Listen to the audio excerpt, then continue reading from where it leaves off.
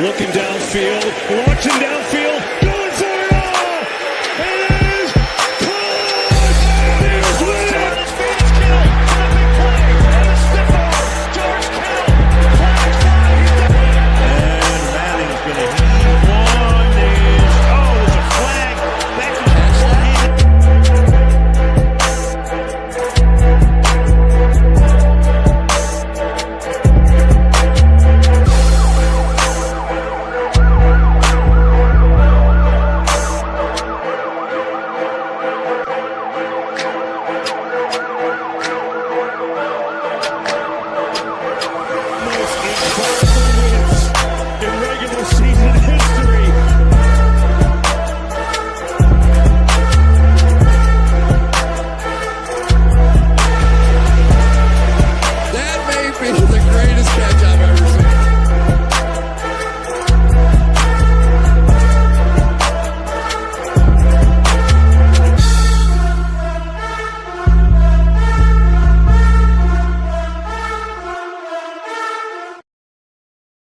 Ladies, gentlemen, and all those in between or outside of it, welcome to Monday Night Mock Drafts with Evan, right here on the Fantasy Football Network, coming to you every Monday evening until week 1 of the NFL season.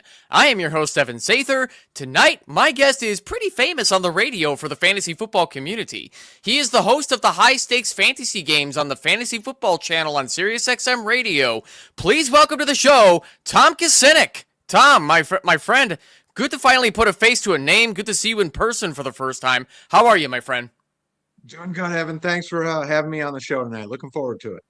Absolutely. It was a pleasure being your guest last season on your show as well for just a few minutes to talk about I think some of the questions you and your not co-host, but your other showmate asked us about what to expect later in the season, and I was pretty high on Jacoby Myers going in later, where I thought he could be a heck of a sleeper for all the typical redraft leagues later in the season, and he turned out to have the best set of hands for Trevor Lawrence to throw the football and actually catch the football. Yeah, I mean, obviously it was a nice pickup by the Jaguars. Myers really stepped in and filled a good role that they needed. Parker Washington, of course, emerged in a huge way. But yeah, Myers was a great pickup for Jacksonville. Gave them the stability that they really needed at wide receiver that they were looking for. Of course, we all know about the issues that Brian Thomas had. Everybody in fantasy knows that. But yeah, with Myers and Parker Washington, really gave Trevor Lawrence two dependable wide receivers that he really needed down the stretch. Heck yeah. And as we're talking about the high stakes fantasy game show, so I don't personally have a SiriusXM subscription myself, but I've definitely been wanting to get one. I don't have a car myself, so that's how most people have that SiriusXM subscription to even hear the show. But I've been meaning to get one for a while too. So Tom, take us through how the high stakes fantasy game show has been going into this off season. Now that it's June 1st, we have a lot to talk about tonight too with the transactions. So what can folks expect coming up with more on-air episodes for the High Stakes Fantasy Game Show?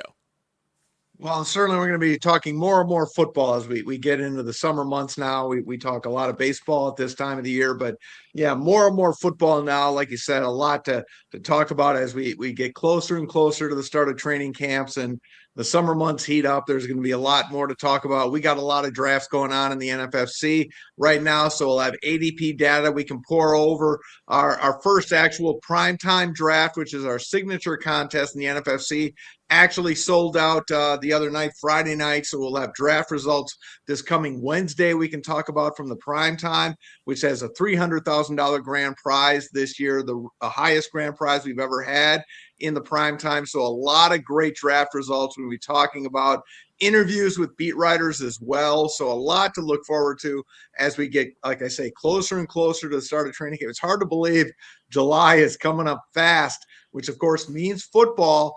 More and more exciting stuff to talk about with football coming up on the High Stakes Fantasy Advantage on Wednesday nights into July. And then once we get a little bit closer to into the season, the show will shift over into Thursday nights. And of course, we'll have games to talk about on Thursday. So really looking forward to it. That's fantastic. The NFFC is something that I'm starting to regret not entering. I didn't realize that the prize this year is now 300 grand. Like that sounds amazing, even with the high entry price. Well, let me point out too, we do have drafts. I don't want to dissuade people from thinking, oh, you got to spend a ton of money to play in the NFFC. That's not true. We got drafts that start as low as $25. So if you want to get into something like a best ball draft for like $25, come on over and play at playnffc.com. We got low entry fee drafts. Yeah, we got the big stuff too, but we got everything you want. We got drafts, we got auctions, we got best ball. But yeah, we got low entry fees as well. So if you want to come on over, dip your toes into the water and find out what we're all about, just head on over to playnffc.com. Check it all out. I guarantee once you play it, find a game you like, you're going to love what we have to offer in the NFFC. But yeah, you don't have to just play the big money stuff. You can play a good league too, standard leagues that we have as well. So plenty of stuff to offer in the NFFC.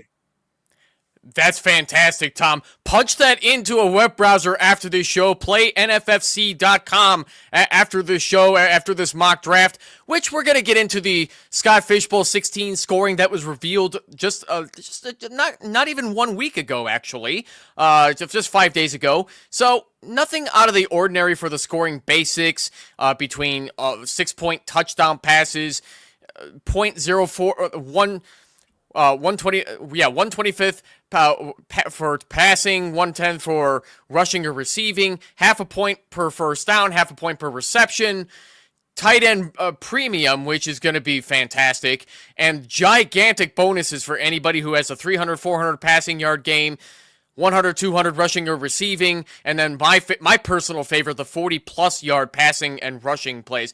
I do this in my own league, but only for 1 point if it's 40-yard passing, rushing, or receiving play. Here we're going with 10, so it's going to be terrific. Same basic lineups as last year, 2 super flexes and then 8 flexes, 10 bench, so it should be relatively simple. So Tom, you have not played in Scott Fishbowl, but I'm excited to get the external outsider's wise perspective on this to, give a fresh viewpoint on how to play in this particular format, being that, not only do you have nothing to gain or lose, but you've been playing fantasy football for quite a long time, if I'm not mistaken. Well, yeah, that's a nice polite way of saying I'm old. I'm a veteran of the fantasy industry. Yeah, let's just be polite and say that. But yeah, I've been playing for a long time. I know Scott. Scott actually works in the same company that I do, but no, I don't play in the Scott Fish Bowl. Scott does a great job, of course, as we all know, with the Scott Fish Bowl League. So yeah, I don't play in this contest, but we'll see. We'll see how I draft tonight. So I'm sure all of the folks that do play in this contest will probably have some thoughts about how I draft. So I'm fine with that, but I'll try and do my best and have some fun tonight. You and I both. So with that being said, I think we're gonna go ahead and get this going. Are you ready, my friend Tom? Yes, sir. Let's do it. Let's go. Let's do it. Let's click start. And then you're on the clock, 30 seconds to pick. You went Josh Allen, which I kind of figured you would. So Josh Allen now's got the fancy new weapon with DJ Moore, who has had some phenomenal seasons with your dirty rival Chicago Bears, now finally traded away to the AFC North equivalent of the Packers, as I like to call the Buffalo Bills. So, So what do you think of this situation now for Josh Allen? Certainly this is going to help Dalton Kincaid get open better, right? You would hope so. The key with Kincaid, of course, is availability, staying on the field, staying healthy, and getting some red zone looks. That's not something he's always gotten to this point in his career. So the two big things for Kincaid, staying healthy, staying on the field, and getting some more red zone looks. So that's what I want to see out of Kincaid. But yeah, hopefully DJ Moore can open up the offense a little bit for everybody in that offense. I think he can. Obviously, as you know, he really wasn't needed in Chicago with their emergence of weapons, the 2 wide receivers and the tight end, who I'm sure we'll see soon. But yeah, a lot of weapons in Chicago. The Bills needed him a little bit more. So I do think that we'll see more of DJ Moore, no pun intended, in Buffalo.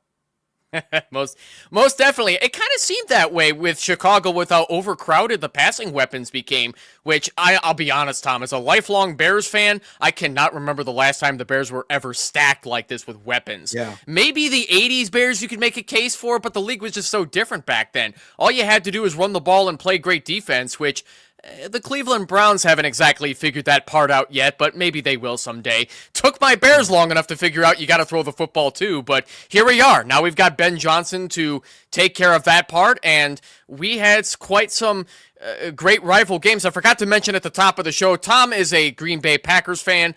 I guess I'm the nice Bears fan bringing on the Packers fan, but we've had some interesting battles here going back and forth. So I guess that leads me into what the Green Bay Packers look like at this point. So Jeff Hafley, your old defensive coordinator, now went on to go coach the Miami Dolphins. The defense didn't exactly come through when they should have on several occasions last year for the Packers. I guess similar to the Bears' talent, which kind of made both of our teams like heart attack at moments. So what does Jeff Hafley mean for the Dolphins? Their defense isn't exactly impressive on paper, but what do you think he's going to do in his first year for that Dolphins? I think he'll improve their defense. I think defensively the Packers, they got better, of course, after the Micah Parsons trade and got worse after the Micah Parsons injury. So, not unexpected in either direction there. So I think he'll improve their defense. To me, they're not going to be much offensively until they get a quarterback situation. That's the problem in Miami is they don't have a quarterback. So until they get a quarterback, they're going to kind of be directionless. So they have to solve that problem. They obviously traded away their best wide receiver, and then their other wide receiver, of course, we know about the issues with him no longer on the team. So they've got issues offensively. They have a great running back, but they've got a lot of issues to solve offensively. I think they're a few years away from being anything, but the bottom line is they have to address their their quarterback situation. And until they solve that, we really don't know what Miami's going to be, and we don't know what Jeff Hafley's going to be able to do for them. So I think we have to give him time to figure that out until they're able to solve their quarterback situation. So I'm guessing you were not that impressed with Malik Willis and the times he had to fill in for Jordan Love last year. I think Malik Willis is fine, but I'm not sure I'm just not sure. I think Malik Willis, he did great as a fill-in quarterback. I'm just not sure making him the centerpiece of your long-term plan is where you should have gone. But that's just me. So, I don't know. I don't know if that's the direction I would have gone if I was Miami at this point in time. I don't know. That's not something I'm sure I would have done. But I have to agree because there were plenty of other backups in the league that impressed me even more. Justin Fields, Mac Jones. I would have even tried to take a shot on maybe even trade for Davis Mills just to get you by for a few years. Because what it looks like to me with the Malik Willis signing is that they want a mobile quarterback who can deal with the terrible offensive line they're going to have in Miami for a few years. Maybe take a shot on a new quarterback in 2027, like maybe Archie Manning Jr. or Archie Manning III. I forgot his the end of his name, but Arch Manning is looking like a possible place that Miami could possibly draft him to. He could sit behind a Malik Willis and develop. I'm not sure if the Dolphins are that smart of an organization to do that, but does that sound like a plausible plan to you, Tom? I think, if the reports are true that 2027 is going to be a better year for quarterbacks, maybe that's the way I would have gone. Just kind of bury it for this upcoming season, understand it's going to be a rough year, take your lumps, and then go into 2027 and try to find my quarterback that way. I understand the appeal of Malik Willis. Obviously I do. But would that have been the route I would have gone? I'm not sure that's the route I would have gone if I was Miami in their situation. That's just me. That's just me personally. I'm not sure that's where I would have wanted to go. Yeah, and you're not going to get a disagreement from me on that either, Tom, being that, I guess I can make sense of what they're trying to do with Malik Willis, but like I said, I could think of multiple other free agents and backup quarterbacks around the league who would have been better than Malik Willis, but I mean, I even saw some Packer fans reacting quickly to being like, "Oh, Malik Willis looked better than Jordan Love in some instances," and I'm like, "Get out of here!" No. That's again, you got to understand who Packer fans are, and that's no. I mean, no. Other than saying no, I can't say no more emphatically than that. I mean, no. We went through the same thing in Chicago with Tyson Bagent allegedly being better than Justin Fields. And I mean, there may have been some throws that Bagent did a better job with than Fields, but Fields was our starter for a reason. He had the complete package we wanted to develop, and we let him down with some just shit-ass coaching, which I won't get into that anymore. I'm about to make my next pick here. Let's go Jeremiah Love for funsies, and then we'll follow that up with... let's go Brock Purdy here, now that I've filled out both of my quarterbacks. So, I am actually higher on Brock Purdy than I have been before, now that he's got Mike Evans to throw the football to. Kittle will probably, it's questionable whether or not Kittle will remain healthy all season long. Mike Evans will definitely play through tight hamstrings or pulled hamstrings or whatever, because that's what he does. Christian McCaffrey is still not slowing down. He still looks damn good until I see otherwise. Mike Evans is surely going to make Brock Purdy a better quarterback statistic-wise. I can't think of any other reason why he wouldn't. Would you tend to agree on that part, Tom? I mean, I love the fit there with Evans. Absolutely. I think the question, of course, with Evans is how many games will he play in San Francisco? You got to worry about the durability, but I certainly like Mike Evans there. I like the fit quite a bit. So without question. So I gotta find me one position here. So I'm doing a little searching on my app.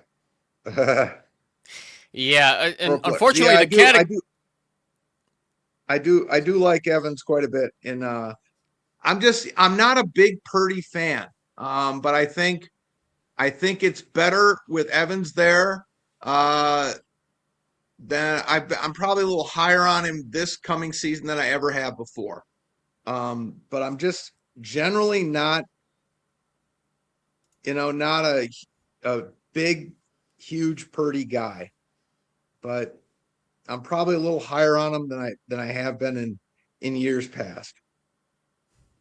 Yeah, and unfortunately, we just have the categories on Sleeper as divided by flex and superflex, which is exactly how Scott Fishbowl's going to go. As you're making your next two picks here, I'll point that part out where Scott Fishbowl, if you've never played in this tournament before, a lot of it is just go get your guy based on how you feel is going to dominate with the scoring bonuses and just the overall format that we have in this given year, which... Oh, you know what? I'm going to go Homer here for the heck of it. There you go. Yeah, that's a great pick, by the way. I love Tucker Kraft at the 412. It's almost criminal that he fell that low. All right, now I'm gonna get my super flex out of the way. All right, and we'll see where that goes here. No shortage of quarterbacks to grab here at this point with 5 seconds on the clock here. Trevor Lawrence. Yep. Now we're done. Exactly. So actually. I've seen a lot of people poo-pooing Trevor Lawrence, at least because he did not look good at all. It was a rough year getting used to the Liam Cohen system with this new offense. Jaguars go out and they trade for Jacoby Myers from the Raiders just to get a set of hands that can actually catch the football better than everybody they had.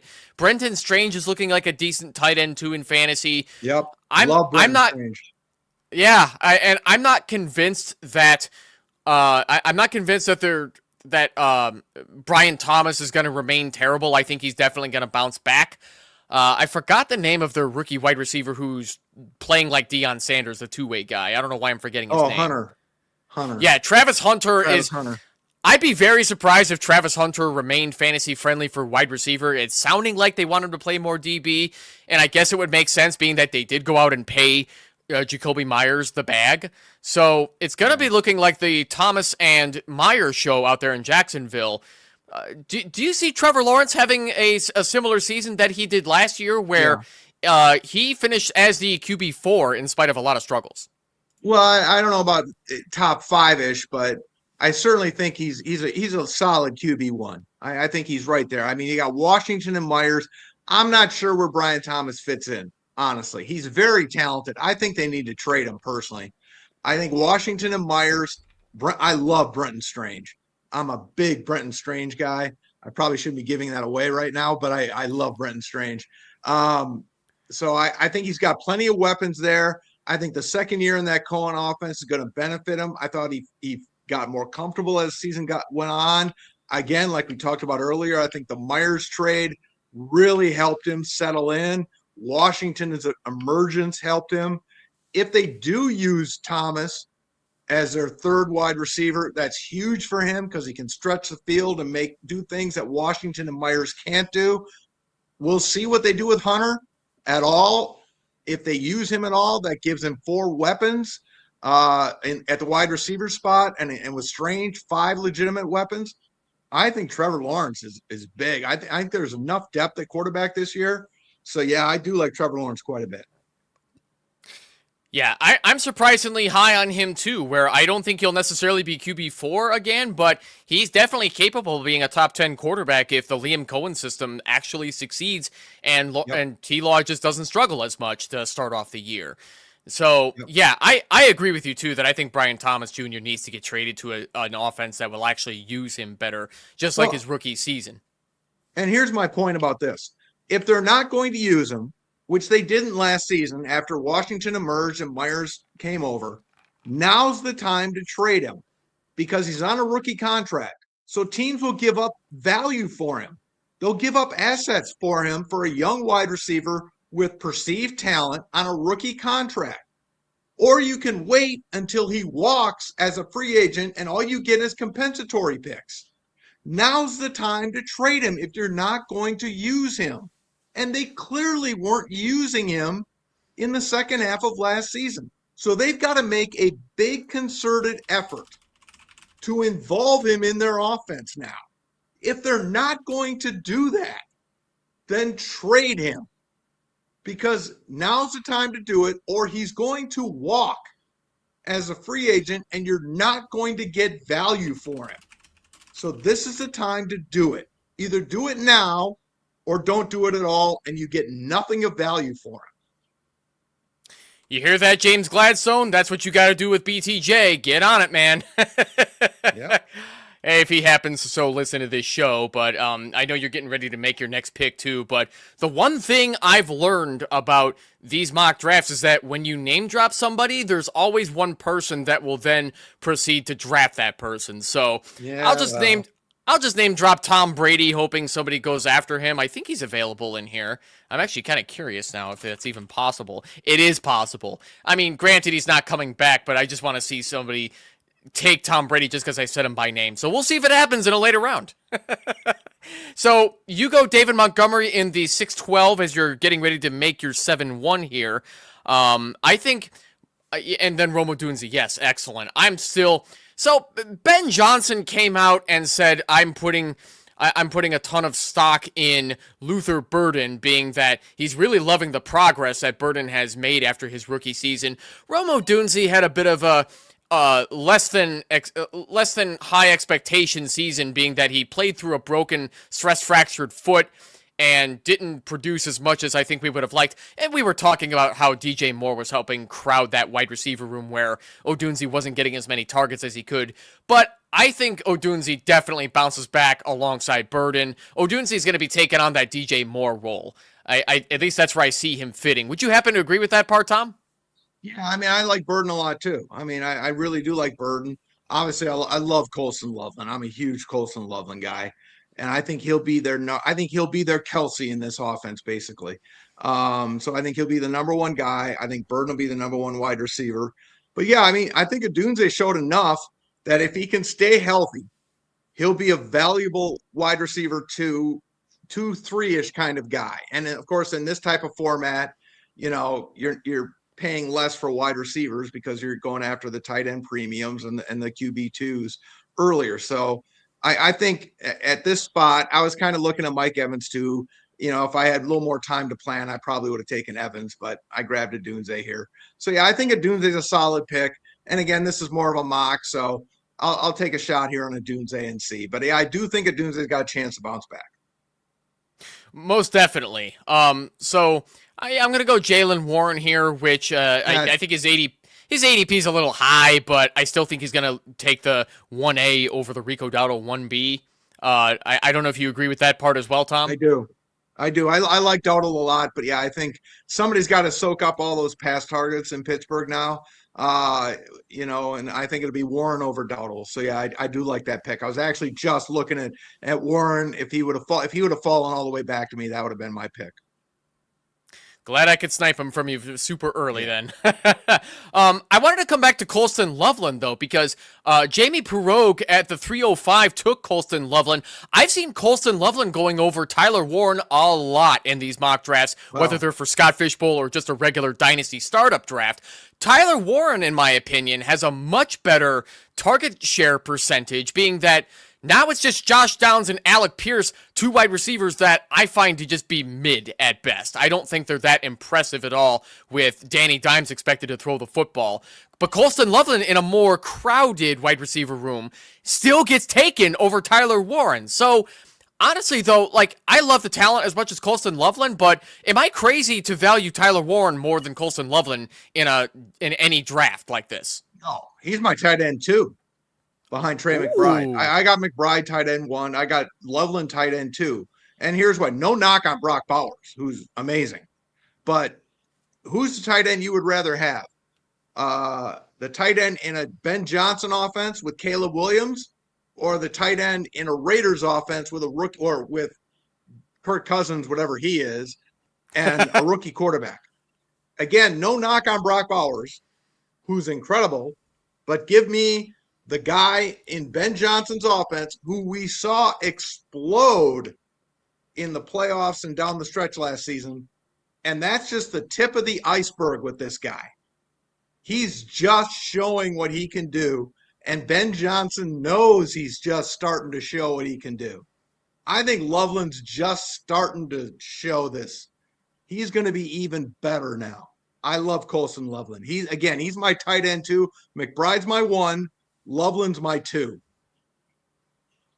You are the first person I've ever heard put Tyler Warren over Trey McBride. Kudos to you, sir, for just having the cojones to say that out loud, because I think a lot of people, especially Cardinals fans, would find that enraging in any given way. But with the uncertain situation in Arizona, Trey McBride is still going to make Jacoby Brissett look good, but then at this point, there's a lot of question marks about the Arizona Cardinal offense. What are they going to look like from here now that they've been having their revolving door of coaches? They finally told Kyler Murray to fuck off and just pay him not to play for them. A lot of fucking money, by the way. In addition to McBride will just have to do his best to make whoever's throwing the football make look good, which is why I'm out on Michael Wilson. Well, I mean, McBride's just a great talent. I think talent wins out. If he can do what he did with Kyler having the issues he had, and Jacoby Brissett, who, let's be honest, Jacoby Brissett's not a world-beating talent quarterback by any stretch of the imagination, and Trey McBride put up monster numbers. I'm not worried about Trey McBride. He's going to be just fine. But so he's my 1, and I'm fine with him at 1. And again, I got no problem with anybody taking Brock Bowers at 1 or Brock Bowers at 2. I just happen to think Colston Loveland is the guy right now. He's going to blow up. I love that Ben Johnson offense. I love what I saw from Caleb Williams at the end of last season. I think he's starting to figure things out, starting to make fewer and fewer stupid plays in the pocket. No offense to you as a Bears fan, but he's just making less of those dumb plays in the pocket now. And Colston Loveland's figuring things out. Ben Johnson's figuring out what he's got in Colston Loveland. And to me, that gets very exciting for Colston Loveland going forward. And it was never a secret that Caleb Williams struggles with accuracy for short passes under 10 yards. And that's something I fully believe Ben Johnson will develop and work out with him to make him better at that. Yeah. And Colston Loveland is the guy to do that up the middle. You saw how great his set of hands were. Yeah. Man, I'll get back to Colston Loveland in a moment here. Let me draft Makai Lemon first, and then I'll go Rico Dowdle to finish off the 1B here. When I used to be on another YouTube channel last year, we did a NFL draft live show for 2025. Colston Loveland gets taken with the first round draft pick, and I was pissed, Tom, because we had Cole Kmet, and I was like, we drafted a tight end? We've already got a tight end. What are we doing? But then we saw how well Colston Loveland played in the season. It's like, yeah, he's a big dog, and there's a reason Ben Johnson wanted him for his system. He has shown why he could absolutely be, like you just said, a Travis Kelce for our offense. Yeah. And the crazy thing is it took so long for it to happen, right? I mean, I don't know, was it 9-10 weeks? And maybe that was on Loveland not figuring things out as soon or as quickly as people wanted him to. But once it happened, once it clicked, then those double-digit targets came and the red zone looks came, and it just was exciting to watch. And I think Ben Johnson's got to be super fired up to unveil this. I mean, look at what Laporta was doing in Detroit, right? I mean, and Loveland may be better than Laporta. So I think you got to be very excited about Colston Loveland right now. And if you're in a draft, not just a Scott Fish Bowl, but any kind of a draft, and he's going as tight end 3, if you want to, I'm not a tight end early guy, so I'll probably have 0 shares of Colston Loveland this year because I just don't take tight ends that early. I had a bunch of them last year because of where he was going, but get him if you love tight ends early. 100%, absolutely. Yeah, so I'm hoping this other guy falls to me. I'm not going to mention him by name because I don't want somebody sniping me on that. So I'll keep my next plan tight at a secret until somebody coincidentally snipes me. But yeah, 100%, like, this is going to be a bit weird in the ADP because people have been taking tight end a lot earlier than what you typically see in like dynasty startups or even just a plain redraft league, because we've got the premium bonuses, and if any of these tight ends goes for 300 yards, 400 yards, that's going to be a great payday for you, 10 points each. So and yeah, it's just like what Jamie just said. It's elevated for tight ends, so you're going to get those extra points per reception every time they get the ball. So yeah, we don't typically go for tight ends that early otherwise. But yeah, so, you did mention Brenton Strange. You got your Brenton Strange. Then you went 10 and 11 with Blake Corum and Chris Godwin. So what does Tampa Bay look like for Chris Godwin at this point? Is he still one of the focal points of the offense at this point? No, I don't think he's one of the focal points. But, with Evans gone, he's still a dependable target. And again, at this point in the draft, wide receivers are drying up. So there's just not a lot left. So I'm just kind of looking for somebody that I think is reasonably dependable. There's not a lot left at wide receiver at this point that I really like. So I'm just kind of looking for dependability. So in that offense, he's dependable. And I think they need dependability right now. And so that's kind of what I was looking for. Again, there just wasn't a lot out there at wide receiver I really liked. Quorum I do like a lot this year. So I was happy with that pick, but yeah, dependability was kind of all I was looking for, a wide receiver, and Godwin kind of fits the bill. I'm not super excited about him by any stretch, but dependability, that's all I could say. I will admit on camera that the auto picks definitely sniped me on Mark Andrews and Dallas Goedert. I was definitely going to want to go for one of those because I freaking love Mark Andrews outside of best ball. I think he's going to be a sneaky tight end play this year, because being that he's an age 30 tight end. He's struggled to get the ball over the last few years with Todd Monken just being a bit of an overrated offensive coordinator in my opinion. But now that they got Declan Doyle calling the shots, if he's learned anything from the Ben Johnson system, the tight end is definitely going to get fed. Let me make my tight end pick here. I'll go Dalton Schultz, and then I'll go Romeo Doubs for the red zone opportunities. But getting back to the Baltimore Ravens, though, Tom, is Mark Andrews going this low pretty much criminal according to ADP? I mean, it really depends on what they do with him with Likely gone, right? I mean, excuse me.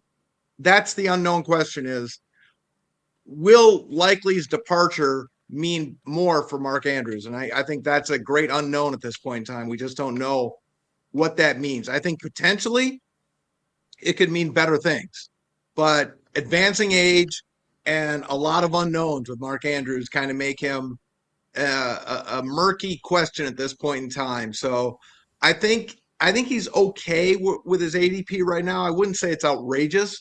I think you could probably bump it up a little bit, but until we get into camp and we start getting some more questions answered about him, I think it's reasonably okay right now. Yeah, no, as long you're right. As long as he stays healthy, I think it's reasonable to. He should have a reasonable okay expectation as well. I wanted to come back to Jamie Perot's question here. You don't like Josh Downs now with Pittman gone.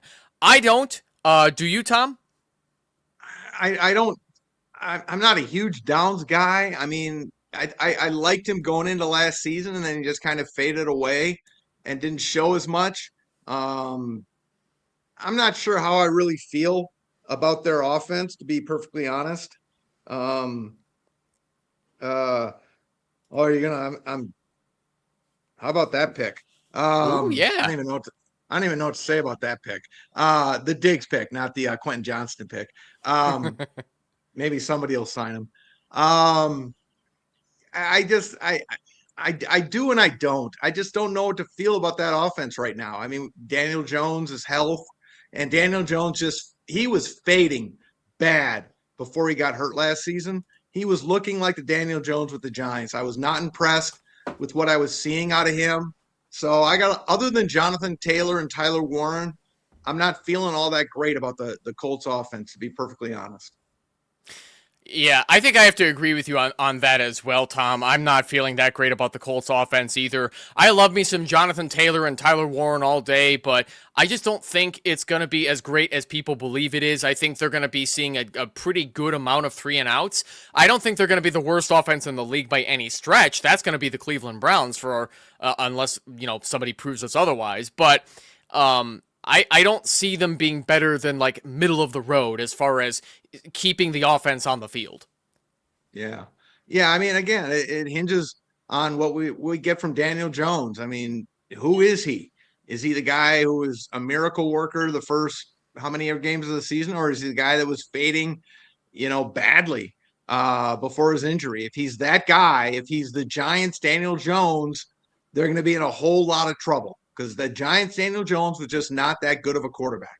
And there's a reason why Giants fans weren't that excited about him before he left town. So, I don't know how you can get excited about the Colts offense right now. I mean, and getting rid of Michael Pittman to me was not a smart move. I'm a big Michael Pittman. I wish he wasn't in Pittsburgh with that quarterback. I wish he was pretty much anywhere else. I'm a huge Michael Pittman guy. I love me some Michael Pittman too. I think he's going to be a solid low-end wide receiver too. That trade kind of tells me that alongside drafting Jeremy Bernard, that I think, yeah, they want to load up on weapons to go with DK Metcalf, but I don't think they're that confident in DK Metcalf. It seems like they want to develop Jeremy Bernard to at least replace DK Metcalf at some point. I don't know how they plan on getting rid of him, but I mean, I figure there's a reason they're spending a second-round draft pick on a wide receiver. They're just going to want to get somebody to replace a DK Metcalf, where Pittman at least has plenty of good years left to go with not getting the ball in Indianapolis as often as he should. Classic Mike also mentions, don't tell Phil this. On our Friday Scott Fishbowl mock draft show, he was super high on Josh Downs. I don't think Phil would be very happy hearing us poo-pooing his take on Josh Downs, but I mean, that's kind of the point, we definitely see things differently. Yeah. No, I mean, I like Downs just fine. I'm just not crazy about the Colts offense right now. Other than Taylor, I love Taylor, love Warren. I'm just not crazy about the offense as a whole. There's a couple of picks down here that I really, really like between Big Game James and Merck. They took Jalen Naylor at the 1408 and then Isaiah Pacheco at the 1409. So the Raiders really don't have any other weapons outside. We were just talking about Brock Bowers earlier as you're making your next couple of picks. I'll cut straight to the point. Is Jalen Naylor really the top wide receiver in Vegas? Oh, Lord. It sure looks that way, doesn't it? That's kind of scary. That's paid very scary. That's very scary. And they didn't spend big draft capital on a wide receiver either. No, that's frightening. That's very frightening. Yeah. So yeah, yeah, and I like you taking the shot on Jerry Jeudy too, in case those rookie wide receivers they drafted are not quite ready. Or in case somebody's smart and calls the Browns, see a fire sale going on in Cleveland. Yeah, the potential Jerry Jeudy trade couldn't hurt either. Maybe the Raiders will get him, and somehow he'll be good with Fernando Mendoza. Or the Chiefs.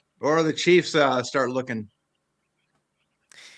Yeah, we still don't entirely know what's happening with Rashee Rice. Apparently, he's currently serving the 30-day county jail sentence, but once he gets out, is the trouble done with Rashee Rice? Who knows? He looks like a guy whose trouble is never done. That sounds like the Kansas City Chiefs to me. Come at me, Chiefs fans. I said what I said. Yeah. But no, it's unfortunately he looks like a guy who he keeps finding trouble, unfortunately. Yes. So speaking of trouble, this is definitely going to be a sore subject for Packer fans, but with the allegations that Josh Jacobs is facing right now, he fell all the way to the 506 by BroCal44, which was an auto pick. It's reasonable to assume without auto drafting that Jacobs is not going to touch anywhere near the first 10 rounds of any Scott Fishbowl mock draft. Haven't heard anything since about Josh Jacobs. Who would be next ready to go in Green Bay at this point? Is it Marshawn Lloyd? If he can get on the field. He can't get on the field. He can't stay on the field. They don't have a running back right now. I mean, to be perfectly honest, they don't have a running back. I mean, they've got to go get one. So we'll see how this plays out. Again, we're a good chunk of time away from the start of camp, but they've got to address this situation and in some fashion. So how they do that remains to be seen. I know there was a rumor floating around, not a substantiated rumor, but somebody just threw Kamara's name out there, but Kamara's not coming to Green Bay. He'll retire if the Saints try and trade him. He's pretty much made it clear he's not going anywhere. He'll retire if the Saints try and trade him. So that won't happen. But they need to address it. I mean, they do not have a backup running back right now because Marshawn Lloyd just cannot stay healthy. He's already dinged. He got dinged during OTAs. So, oh man, they got to figure it out. I didn't even hear about this year's OTAs. He's already dinged up. My God, the poor young man can't catch a break.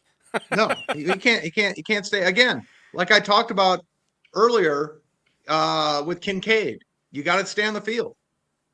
That's availability is the most important asset you can bring to a football team. That's the most important talent you can bring. The most important skill, it's availability. He can't bring it. So they have to address this in some fashion. Classic Mike jokingly says Pierre Strong Jr., but maybe they'll pick up Najee Harris. There's also Najee Harris. There's also James Conner. There's plenty of other candidates who could be a maybe for the Packers. Conner would be my preference. I don't see any reason why the Cardinals would keep him. They don't need him. Algier's not going anywhere. The Cardinals are not going to get rid of Tyler Algier. Trey Benson might be dead for all we know. We haven't heard any sign of him. And he's got no value. Connor's the one. I mean, I understand he's getting up there in age. He's got durability issues, but he'll come super cheap. So he would be the target for me. It'd be James Conner.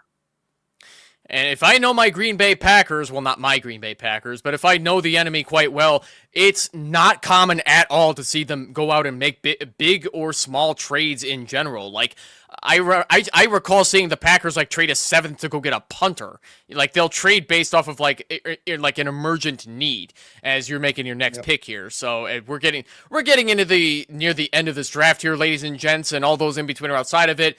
We're at the end of the 16th round. Things are starting to get a bit thin, and taking Justin Fields at the 16-12, I freaking love going that late, being that it's pretty much a sure thing that Fields is starting for the Chiefs, being that it would be a miracle of science if Patrick Mahomes was ready for week 1.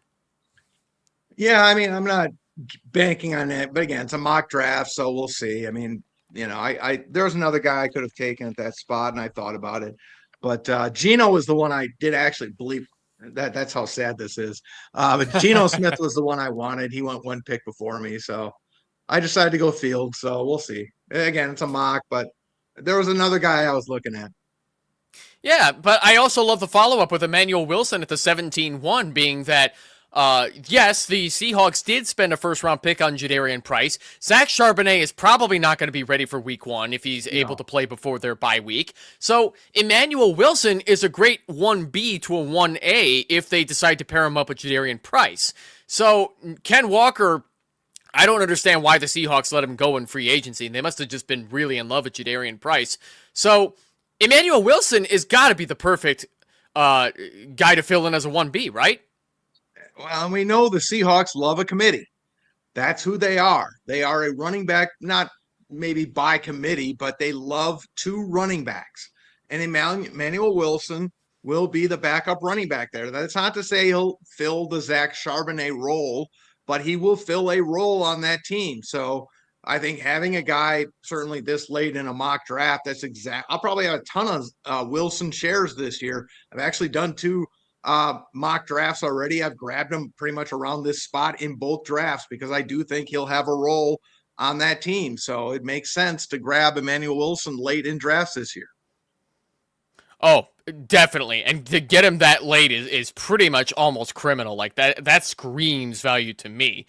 And as I'm scrolling down, struggling to figure out who the hell am I going to take in the 1801, it's looking mighty thin here. I don't see a ton of people who have amazing value, but just in case Terrence Ferguson doesn't work out, I'm going to take a shot on Max Clare because it seems like the Rams are never going to get tired of spending second-round draft picks on tight ends. They can't seem to figure it out with the tight end position. But, Tom, I don't know if you've scouted Max Clare that much. What do you think of his prospect profile? Could he actually be the one for the Sean McVay offense? Well, they like a lot of tight ends in that offense. So I think, best ball, to me, if you're drafting a Rams tight end, I think you want to do it in best ball.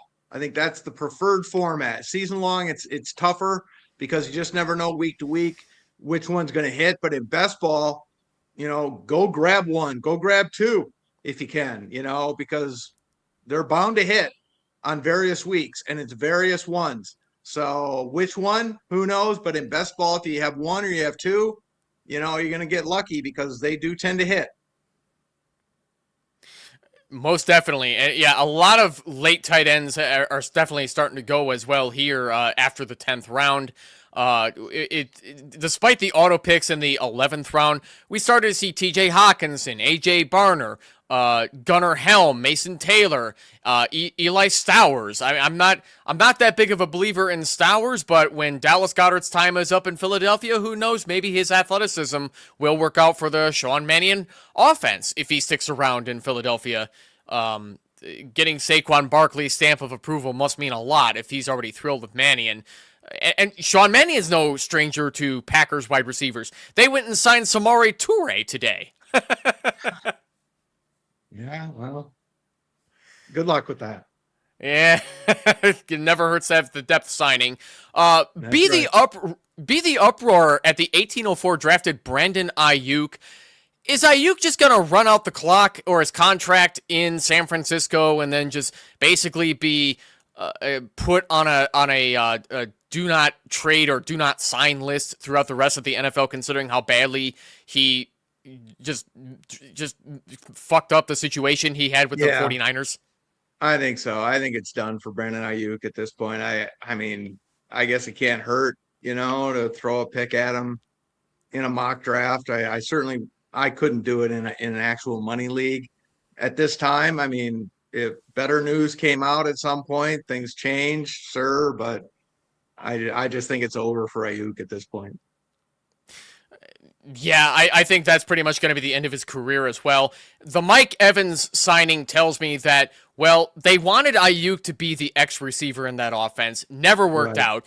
Couldn't stay healthy. Couldn't quit being dramatic for some reason. And now he just decided to fuck off and just take the 49ers money. Okay, that sucks, but it happens in the NFL with some of these talents. They just get in their head, and whatever the case was behind the scenes, who knows. And now you've got, we talked about Mike Evans in that offense. Flipping it over to other Western teams, though, yeah, Colby Parkinson, Jalen Noel. Do you see an auto pick? Troy Franklin, yeah, why not at this stage? Let me make my next pick here. Yeah, let's go Zachariah Branch. I needed wide receivers anyway, but I wanted to ask you about Jalen Noel, though. Is there a path to him getting superb targets in the Houston Texans offense? I wouldn't use the word superb.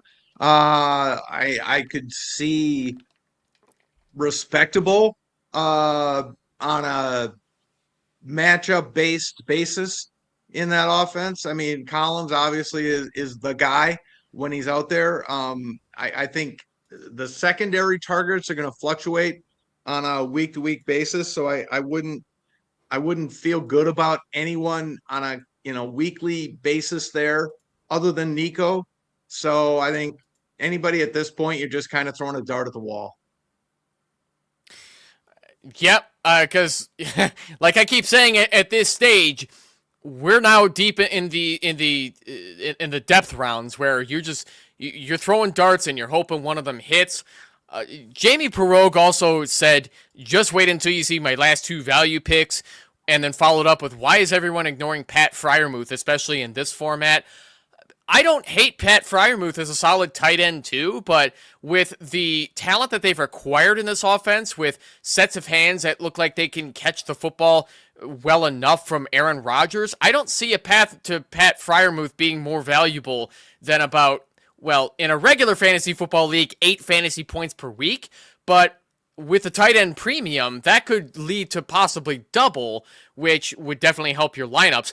Should people be looking at Pat Freiermuth just like what Jamie's encouraging us to do? I would say in this format, yes. In regular formats, I'm not that excited because I think Pittman's arrival kind of cancels out Pat Freiermuth. I think Pittman takes those targets away. But in a tight end premium format, sure. At this point in the draft, yeah, I can see being a little more excited about it. But in a regular type format, I can't get that excited about Freiermuth with Pittman there. Yeah, the Michael Pittman trade definitely soured me on Freiermuth as well, in addition to the second-round pick spent on Jeremy Bernard. Demonic Mike, you took Tom Brady. I knew it. See, every time I name drop somebody, that's the guy that's going to go. But it doesn't seem like Tom Brady's coming out of retirement. But hey, with a late-round pick like that, it sure is funny. I loved your last pick, too, with Ray Davis to cap things off, even though it doesn't seem like he has a solid path to production behind James Cook being the absolute lead running back ahead of they even have guys like Ty Johnson catching passes out back there. I don't remember if he's still on the Bills, but that's just the way they do their backfield. But I've been in love with Ray Davis ever since he got drafted. He's a great goal line guy. Would you bank on Ray Davis to be a goal line guy for a format like this? Yeah, I mean, again, last pick of the draft, why not? Throw a dart at reserve running back on a really good offense. Injuries hit, you never know what can happen there. But yeah, Ty Johnson's still out there. So even if Cook got hurt, he wouldn't get the backfield all to himself. So, but again, you take a backup running back or a reserve running back on one of the best offenses in the NFL with your last pick of the draft, why not? For sure, and I wanted to get to an earlier question I didn't get a chance to touch upon that classic Mike brought up in the comments. Jackson Dart falling to the late third round, which was taken by, I think Duarte 5656 was present at the time that this happened. I could be wrong, but he went behind a lot of other guys who are not quite as mobile as Dart, such as Joe Burrow, Patrick Mahomes. So should Jackson Dart have gone at least in the second round, if not earlier in the third? I mean, I'm not taking him ahead of Burrow. I mean, I guess you can make the argument ahead of Mahomes. I'm big on Mahomes this year. I just can't see him having 2 suspect years back to back. Of course, the Rashee Rice thing, clouds everything a little bit, but I think their running game is going to be so dramatically improved with Kenneth Walker. And I think that takes so much pressure off Mahomes. I mean, they just could not run the ball at all last season. So to me, that just helps Mahomes so much. And I agree with the comment there. I think Burrow in this format is going to be huge. There's no way I'm taking Dart over Burrow. And I think Mahomes bounces back. I don't think Mahomes is going to be like, top 3 or 4, but I think he's going much later than he should in most drafts to this point that I'm seeing. So I think he's going to be a target of mine this year. Again, the Rashee Rice thing is cloudy, but to me, it's all about Kenneth Walker and upgrading that running game. Yeah, 100%, because the Chiefs have very badly needed a running back in that for how many years now? They were even trying to make it work with both Isaiah Pacheco and Kareem Hunt, and neither one of them looked good at all behind that offensive line. It also didn't help they had Matt Nagy promoted to offensive coordinator, where the only plays he's capable of running are running back draws and wide receiver flat routes, and that's all you're getting with Matt Nagy because he doesn't know jack or shit about an offense. Good luck, New York Giants. You are going to need it. But now they got Eric Bieniemy back as their offensive coordinator. So you said you're higher on Patrick Mahomes. Does the Bieniemy rehiring for the OC role definitely help make your case for Mahomes? I think it helps. I mean, certainly it's familiar for Mahomes. I think he'll be a little more comfortable with Bieniemy. But to me, it's really, again, I'm repeating it, but it's about Kenneth Walker. And it's about the upgrade at running back because they just needed that to take pressure off Mahomes because he was put in so many disadvantaged situations because they just couldn't run the ball. And now they can. And you get in the red zone, you're going to be able to run the ball better. And I understand Kelsey's not the guy he once was, but he's still effective. He can still draw attention from defenses, and that's going to help. And if they can just get Rashee Rice on the field to start the season and keep him out there for the entire season, that's going to be huge for their offense, right? And you got Rice out there and you got Worthy. I understand Worthy is a disappointment, but he's still a threat to defenses. Now you've got multi-dimensional threats on the field offensively that will help Mahomes. I just can't see him being the disappointment that he was 2 seasons in a row. 100%. Jamie Brogue asks, would you prefer Rome Odunze or Cam Skattebo in this format? I got to go Odunze here because I'm not convinced the Giants are convinced that Skattebo can run his reckless style of football for a long time. They can't quit Tyrone Tracy behind him. I think they're going to go with a split backfield at this point. What do you think, Tom? I mean, I understand, if Jeremiah Love's on the board, I get it. You've got a potentially generational type talent. But the fact that they were so enamored with Love tells me something about Skattebo. If they felt really, really good about Cam Skattebo, I'm not saying even if Cam Skattebo was 100% healthy, they weren't going to look at Jeremiah Love because he's Jeremiah Love. I get it. But something nags me about that. The fact that they were still potentially or rumored to be in on Jeremiah Love tells me something's not right with them about Cam Skattebo. If they were like, he's our guy, we're not worried about that. We love Jeremiah Love. Who doesn't? He's amazing. But we're going to look at defensive tackle or offensive tackle, whatever, right? But they weren't saying that. There were all these rumors linking Jeremiah Love to the Giants, even though they got Cam Skattebo, who looked really good, right? They shouldn't have been linked to Jeremiah Love as strongly as they were if he was their guy. They worked him out quite a lot. Something's not right there. Something's not right there. I'm with you on that notion, Tom. I'm out on Cam Skattebo repeating the momentum that he had before the ankle injury. I don't see Skattebo being the darling that we all think he's going to be. I think they're going to be running a lot more Tyrone Tracy, like I said, and I think they're going to be trying to throw the football a lot more with John Harbaugh, but we'll see how that goes with Matt Nagy, because knowing him, I think they're in for a lot of 3-and-outs with all that talent that they've got. So, Tom, as we start to wrap things up here, I'll ask you one more question that I ask all of my guests. Who do you feel had the best draft, as large as these draft picks are? Well, it wasn't me. I'm not going to say that. It definitely wasn't me.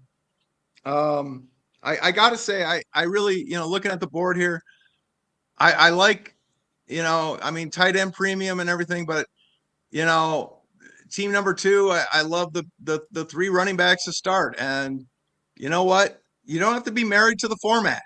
Don't feel like you got to be married to the format. Start off and take those running backs, man. Bijan, Walker, Henry, and, we just talked about Scadaboo there, but that's fine.